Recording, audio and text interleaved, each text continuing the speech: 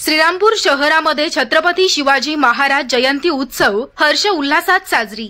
श्रीरामपूर शहर आणि परिसरामध्ये मोठ्या आनंद उत्सवात शिवजयंती उत्सव साजरा करण्यात आला।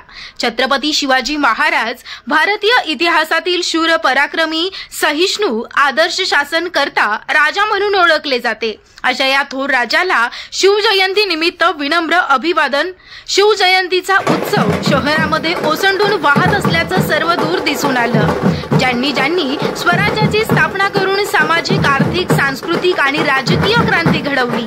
राजांचे राज्य म्हणजे सर्वधर्म समभाव राज्य असं होतं। त्यांनी धर्माच्या नावावर कधीही भेदभाव केला नाही आणि मुस्लिम समाजालाही प्रशासनात स्थान दिलं। त्यांनी विविध धार्मिक समुदायांमध्ये एकता प्रस्थापित केली आणि धार्मिक संतुलन घडवलं। शिवरायांचा प्रशासकीय कारभार रयतेशीच काय, शत्रूशी देखील व्यवहार कसा होता।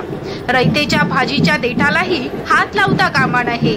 मोहिमेवरील सैन्यानं शेतकऱ्यांच्या उभ्या पिकातून जाऊ नये। घोड्याला लागणारा दारा वैरण जबरीनं नव्हे तर रोख रक्कम देऊन घ्यावा। 18 बगड जाती चारी परणास आपापल्या धर्माप्रमाणे चालवून त्यांचा संग्रह करणं। शत्रूची महिला आहे म्हणून तिला गुलाम बनविता कामा नये। ज्यांचा जो धर्म त्यांचा ज्यांनी पाळावा। कुणी बखेडा करू नये, सैन्यानं लुटीवर जगू नये, असे महान राजे न होणे। आज शिवजयंती निमित्त इतकंच बोलावंसं वाटतं। जय जिजाऊ, जय शिवराय। अशा या महान राजाला जयंती निमित्त अभिवादन करिता सर्व दूर असं वातावरण शहरात पाहावयास मिळालं। गुलामीची विरुद्ध आवाज उठवण्याची हिंमत नव्हती।